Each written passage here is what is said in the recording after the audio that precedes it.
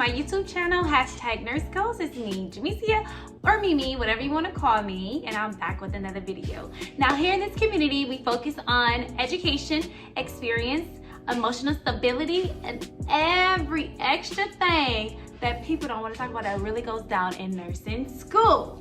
Now, if you're new to this channel, ciao, subscribe, and baby, hit the like button where you at it. Hey, hit the like button where you at it. Hey, hit the like button where you at it. Hey. All right, now let's get into this video. Okay, guys, so in this video today, I know I've been on a hiatus for about 3 months, but sometimes you know you need to take a break, and that's what I did, a very much needed break, and I'm back. Yeah, so in this video, I am doing a collaboration. I'm doing a collab. Her name is Tonya Rivera. She literally just graduated from nursing school. She passed her NCLEX. So shout out to you, boo. You did your thing. I'm coming right behind you. Don't worry. Right after you watch this video, go on over to her channel. Show her some love. Subscribe to her channel and let her know that you guys came from #NurseGoals, okay? So we're going to be doing 5 things. Well, in total 10, but 5 things that we wish we would have known before we went to nursing school. All right, so let's get straight into it. So number 1, for me, I wish I would have known the difference between private schools and non-private schools. Because baby, I go to a private school and they be taxing. They be taxing like we balling or something, like chill out. They have the ability, well, the privilege to charge their students whatever they want to charge. The tuition can go up at any given moment. They do not care if your pockets are low or not, sweetie. You have to pay the tuition, and it's too much. So I ended up taking out so many loans that I do not want, but I had to in order to complete my nursing program. So I am only up for one class, $2,200 per class. So imagine me taking like 6 or 5 classes. That's almost $11,000. Okay, and if I just took 3 classes, that's still like $6,000 to $7,000. That who got $6,000 to $7,000 that they want to pay per semester? It's ridiculous. So that's one thing I feel like you guys should definitely make sure you look into before you get into a nursing program. Make sure that that school is non-profit. I mean, if you can afford it, baby, by all means, go ahead and do your thing. But if you're like me and you were struggling in nursing school, trying to make sure all of this stuff was paid for, your bills and your dog and just everything that you have, your kids, if you got them, like, it's just so much stuff that you have to make sure you pay for, including nursing school, and especially if you don't want to take out loans. So just make sure that's something that you know before you get into the nursing program, if that's something that you really want to do, because you'll be coming out of pocket, and baby, it is not pretty, not at all, sweetie. Number 2, I wish that I knew about this ADN program, the accelerated program, because baby, I would have did that in a quick, okay, like in a quick. It is better to have a BSN because you get paid more, the yada yada yada. However, hear me out, and this is just for me, I wish that I would have known about the accelerated program or the ADN program, so that way I can just do 1.5 years or 2 years even, but 4 whole years just straight through. It just wasn't it. So with an ADN program, that you have that degree, you are able to work as a nurse, and then your hospital will pay for you to get your bachelor's degree, and then you don't have to do it in a class. You can do it online, and then you can do it in like 6 months. So it's like, okay, which one is better? Take that into consideration. If you don't know anything about getting an accelerated degree, you can do that. You don't have to wait the whole 4 years before you become a nurse. You can become a registered nurse after you do your 1.5 to 2 years, and then you can get your bachelor's after that, but it won't be coming out of your pocket. Your hospital will be paying for it for you. Number 3, I would say that knowing what to study. Okay, so when you're taking your prereqs, and then versus like you've been in the actual nursing program, it is totally different. Your prereqs is more so of like memorization, so you can just memorize the whole chapter and then pass your exams. But when it comes to nursing school, it's mostly like application based, and a lot of the times I'm just gonna give you guys a quick example of what I feel is necessary for you guys to study. Instead of like studying the entire book or trying to memorize, technically it's still kind of like you're memorizing, but at the same time it's more like it's reviewing, like you just constantly doing it, and then you get to apply that knowledge that you've learned in your clinicals. So speaking of clinicals, I have these, guys. So I created these things for you guys. These are clinical databases, and they are blank pages that shows you all of the things that you're gonna need for your databases. And these can fit in your scrub pockets easy. These are only like $15. Go ahead and get you some. I got them in 6 different designs so far, but I would be making more. I'll leave the link in the description box below. So if you guys want to go ahead and get these, it's so much better than printing off all of that paper and then you have to bring on every single clinical day. Now this is up to 80 patients, so you spend $15 one time and you can have this for at least two or 3 semesters. And for me it was only 6 semesters, so you can buy 2 and be done. And also these are some really cute little designs. Aren't they cute? The little band-aids. Oh my god, I'm obsessed. So honestly, I wish I would have had this when I was in nursing school. I mean, I'm in my last nursing school, and right now I'm in practicum, and I'm in OB practicum, which I could come up with something for OB too, but this is not what you'll use for your OB clinicals. I'll just give you guys a heads up. Trust me, y'all, this is gonna make your life a lot easier.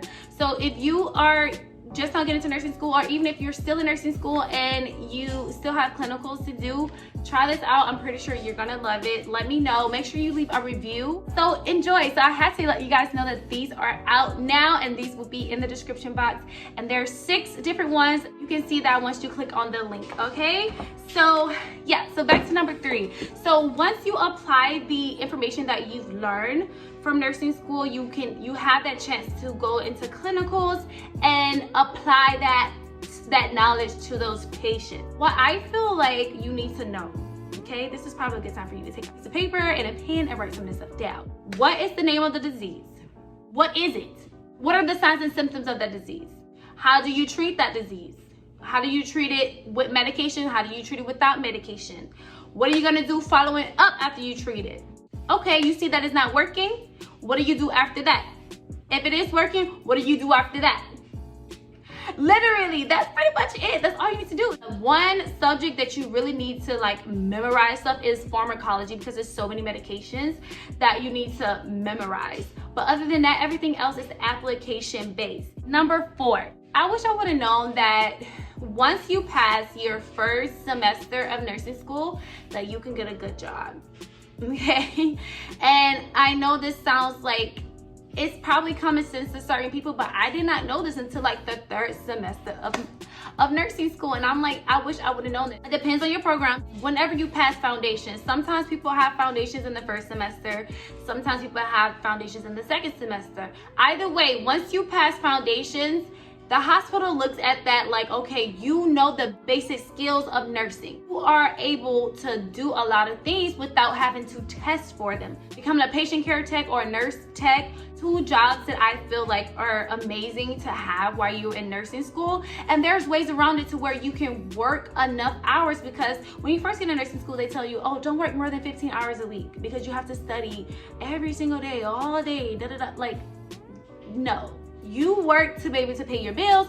You work to be able to feed your children. You work to be able to put gas in your car. Like, you have stuff to do. Okay, I can't work 15 hours and make ends meet. It's not gonna work.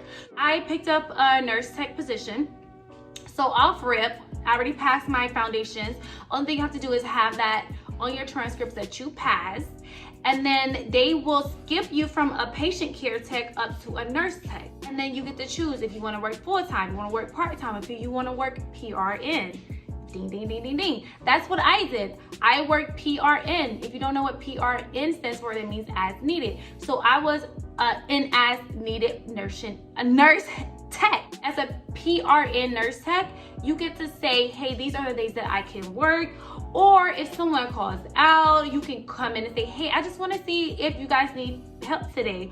Or a lot of times they tell you, oh, you can't work partial shifts. Baby, they need you. So you can work partial shifts, you can work full shifts, whatever it is that they need, you can come in and you can work it. For instance, I want to work a total of like 30 hours this week. And it sounds like a lot, but think about it. A full shift is 12 hours. So if I work 2 full days, that's 24 hours. I only need 6 more hours to get 30 hours. That's 2 days.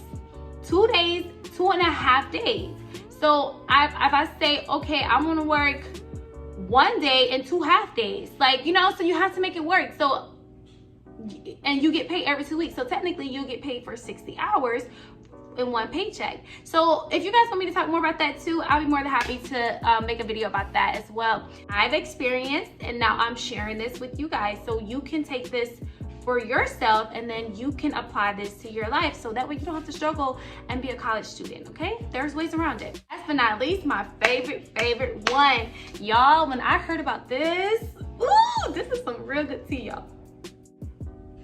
I wish I would have known that once you pass foundations, yet again, that you can challenge the LPN NCLEX exam. What?